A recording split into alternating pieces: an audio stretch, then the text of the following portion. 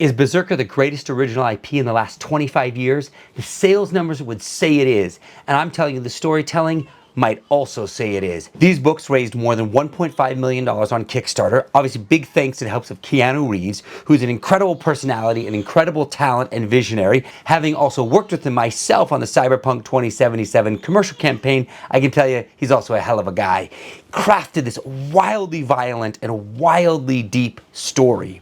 Does 1.5 million on Kickstarter, and then when it goes into retail, the pre-order is 615,000 issues. We're talking Frank Miller and Azzarello and Kirby's Batman Master Race only did 500,000. We're talking this is a seminal moment in original IP. Thanks to the help of Keanu, there's also got a film in the works. There's a novel that's also coming out that's set in this world, which I pre-ordered and is coming out in July. This universe is already really starting to expand, and that says a lot. And for an IP to just come from the brain of a movie star that resonated this well and continues to sell this well 3 trades later and then 2 one-offs is pretty impressive. This is a story of a man who wants to die, but simply cannot. He's possessed with this overwhelmingly violent rage in which he can tear through a tank, punch through the skull of a man, rip through an army practically single-handedly. But it all started 10,000 BC as a small tribes member with a shaman who had cursed/blessed him when they had been invaded and his tribe wiped out.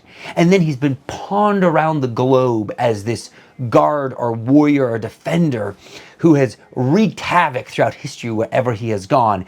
And in this story, the main 3-volume set, we catch up to him in the modern day, and the US government is trying to manage, maintain him, and use him as a tool to destroy their enemies. And in exchange, he's meeting with a therapist and scientific team, hopefully be able to give him what he wants, which is to finally die. I've not felt many reads like this.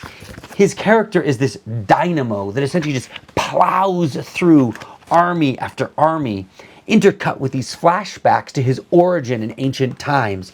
And it's mixed around these conversations he's having with his therapist, who maybe is falling for him, maybe he's falling for her.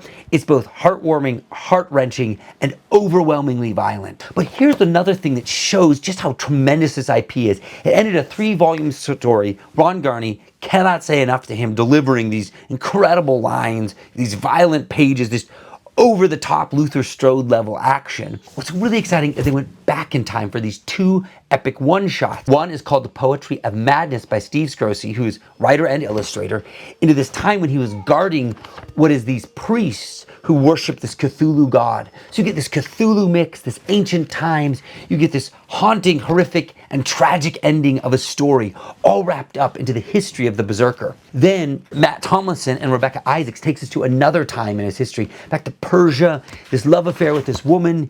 He's working for the king, he's betrayed by the king, he and the king's wife escape. There's so many nuanced layers to the storytelling, not only that Matt Kint did with the original volumes, but with what Tomlinson and Steve have done here moving on.